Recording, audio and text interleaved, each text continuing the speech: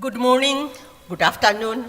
The reason is that my slot has been changed several times.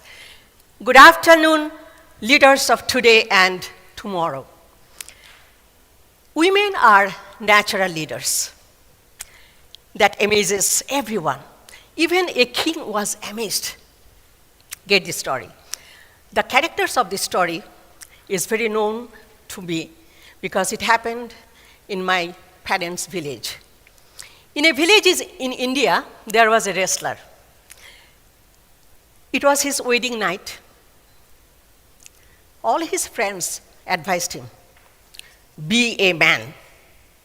Don't let your wife to have the upper hand in family matters. Be a master. On her first wedding night, Aisha's wrestler husband gave her all the instructions of what is expected of her and about her daily duties to her husband. And lastly, he said, don't forget to keep the bucket of warm water ready for me for every morning to bathe. If you don't, you know what I'm going to do. Aisha was frozen with fear.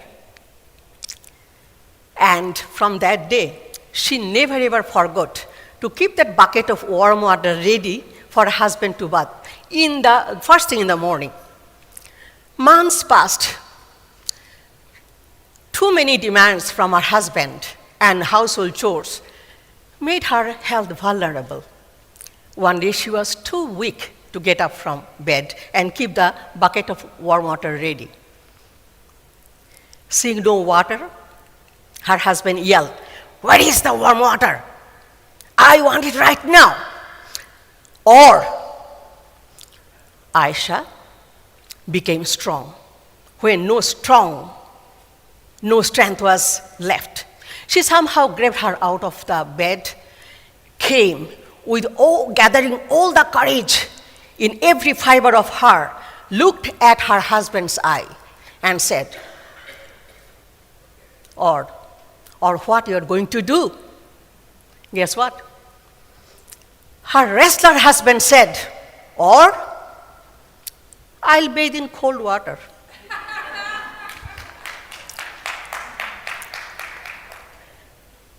From this morning,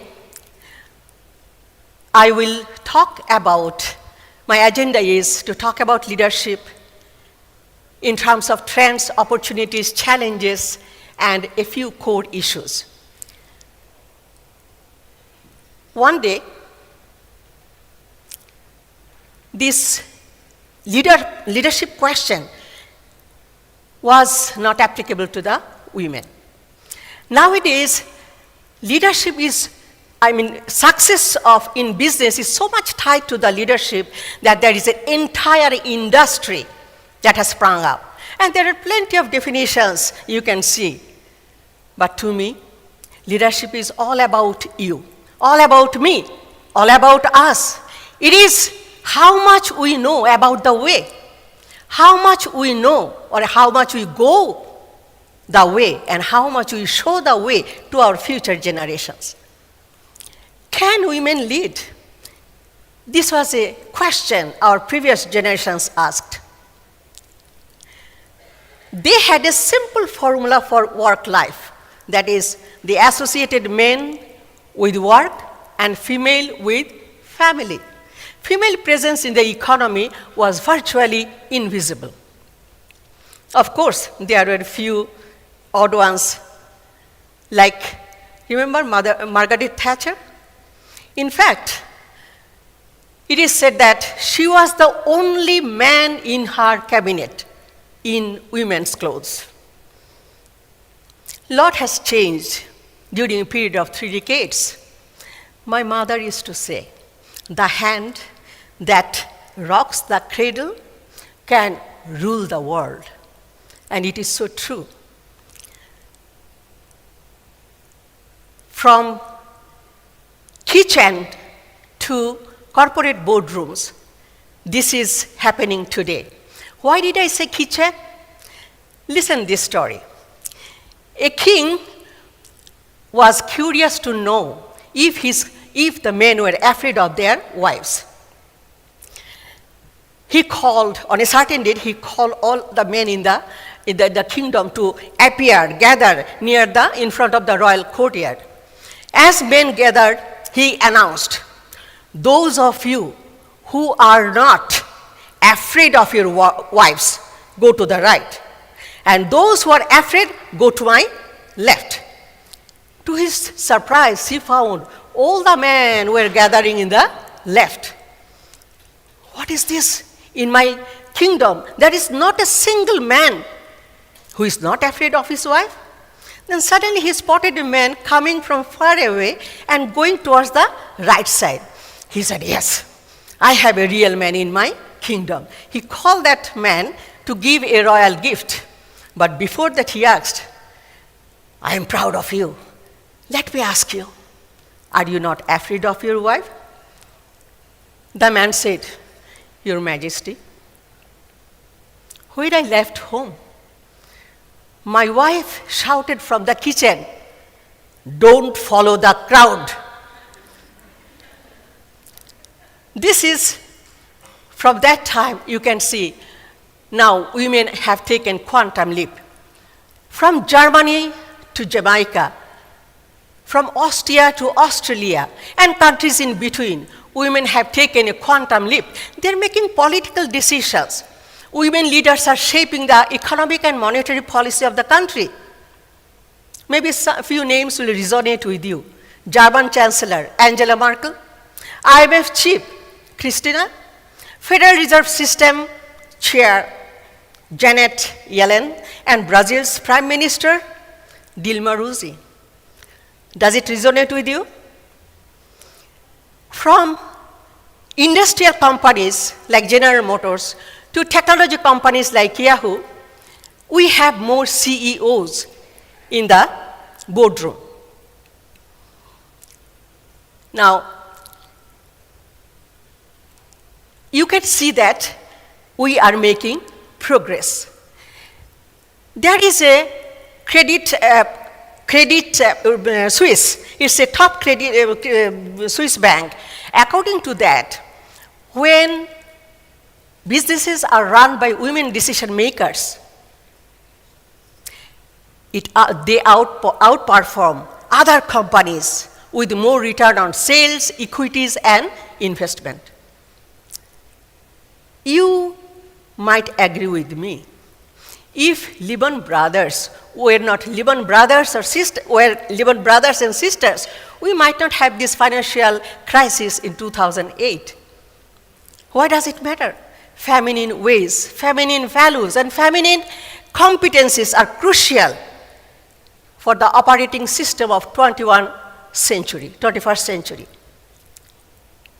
How many of you love Pepsi-Cola? This second largest soft drink maker in the world is now headed by Indra Nooyi. And just last week's update, she's one of the 25 female CEOs that lead Fortune 500 companies. The reality is that women leadership matters. Now, it has been proven that advancing women in leadership is a smart business. But what is happening now? Looking at the numbers of CEOs, we can maybe apparently believe that the glass ceiling has been smashed, but numbers tell it all. People say stories tell, numbers sell. And before there was a speaker who said she was a number geek. Yes, numbers tell. Women are not simply making to the top significantly as we should. What is happening? This is a huge problem. And this problem is the problem of gap in global leadership. Last month, I conducted a workshop in Toronto, and the topic was women empowerment. As a part of the activity, I asked the participants to close their eyes and think of a leader. After 10 seconds, I asked, is your example a male or female? Most of the participants said they had to struggle to get women. Despite our best intentions, is it our unconscious gender bias that is creating that gap? Is it this gap or this bias is preventing 80% of women qualified and eligible to reach the top position getting prevented from getting up the ladders? In fact, one participant said it, of course, with humor. Then, do you know, people do not respect others on the basis of competencies, but according to the bathroom they use. Maybe there is an element of truth in there. Now, in addition to this gender gap, we have other challenges that is creating gap or adding to the gap. There are lack of opportunities. There are discriminations in hiring, pay, and promotion. And one of the crucial challenges today's businesswomen, many of you probably, that is the pressure of work-life balance. Ladies and gentlemen, think about it for a moment. If both the partners have full-time jobs and they have a family to raise, who do you think will drop out? Most likely it is the female partner. If not, she will have twice the household job, 3 times of the childcare, 3 times of the amount of childcare on the top of her own job. Can you imagine the situation? Now, what we can do?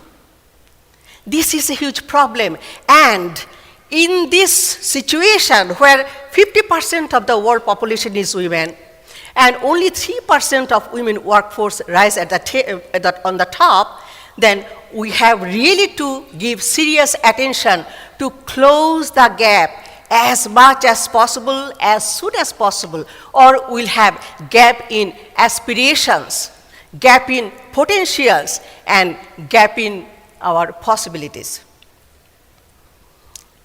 These barriers we have to talk about now.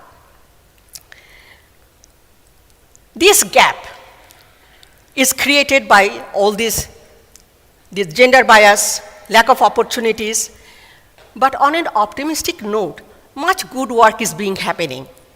Many countries like India, France, Spain, even Malaysia, they are mandating laws so that there is compulsory women participation at the corporate governance.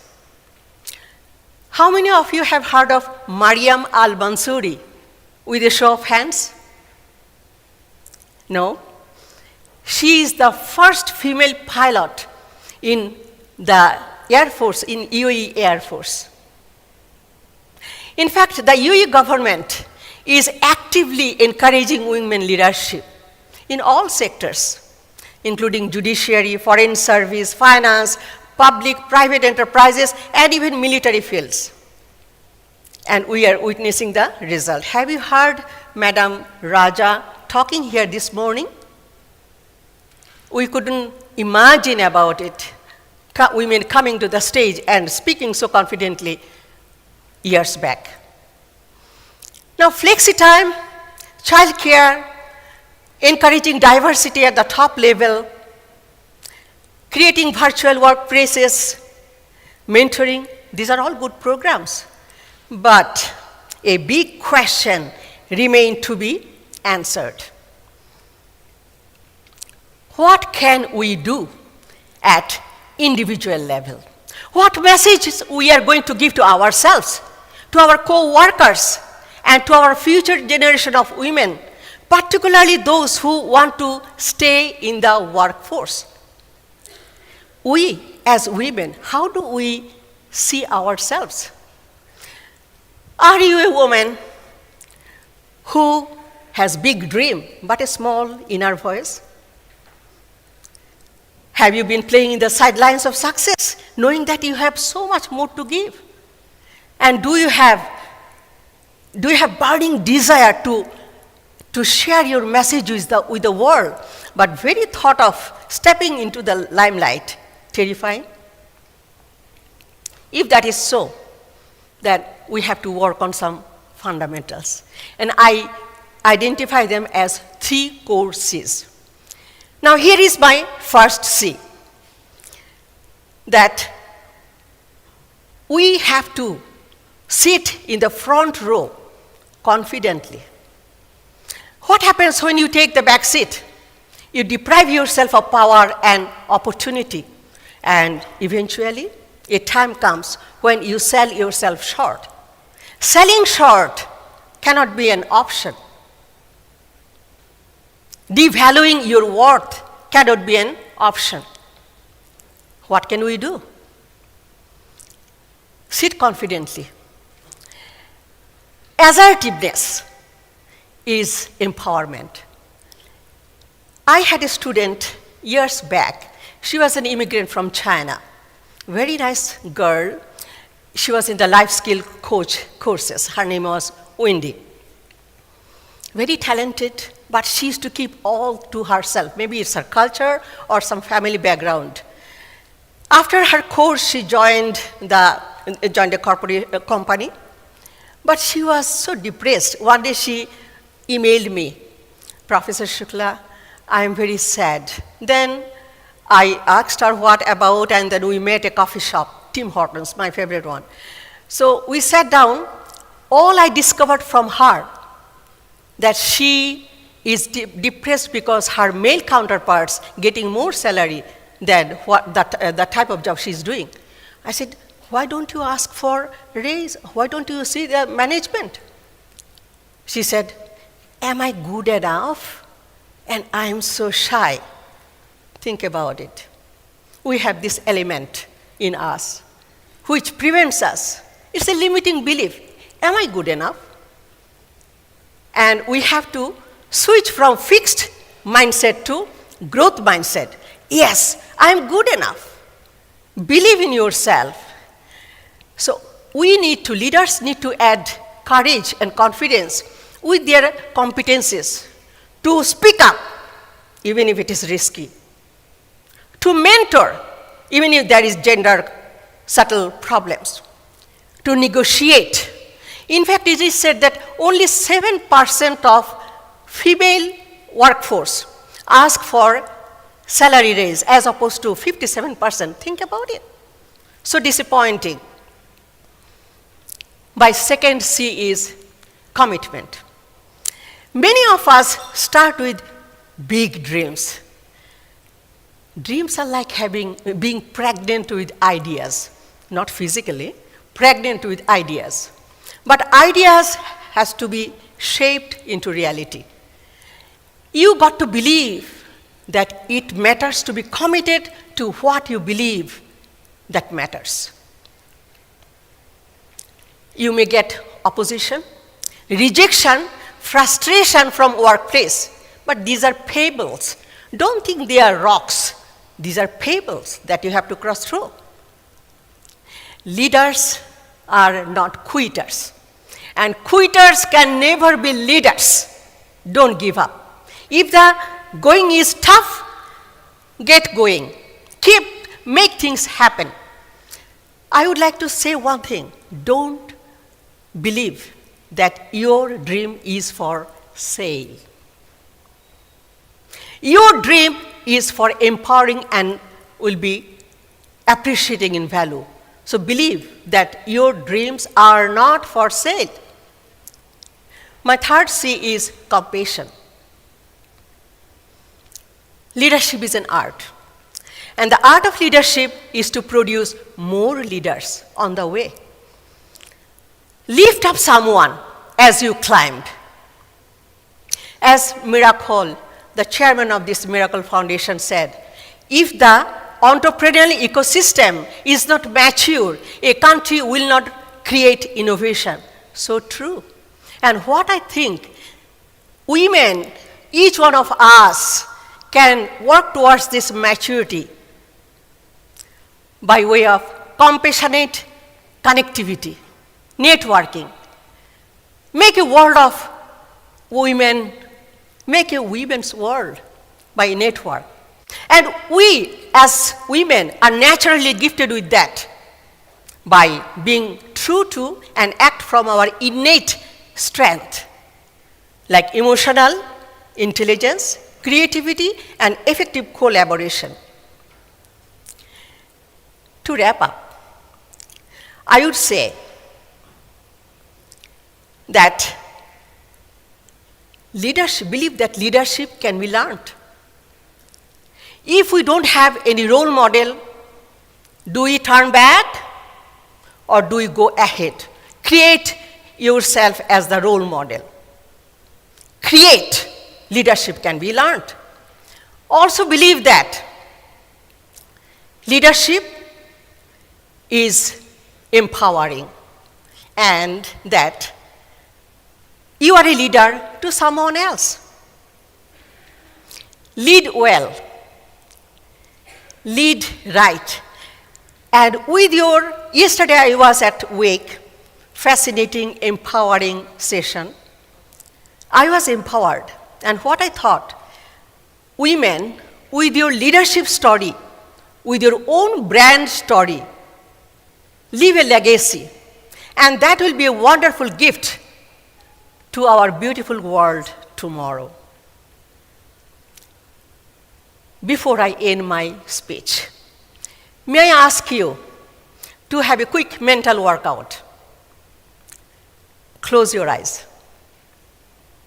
Close your eyes. See the person in front of you. This is the leader you. Imagine your visions in front of you and repeat in your mind, I believe in my vision. I am confident of my strength and I am committed to unleash my talent, ignite my creativity, and empower my action. Now you can open your eyes, look at the person next to you, will you please? And say, you are an awesome leader. Thank you.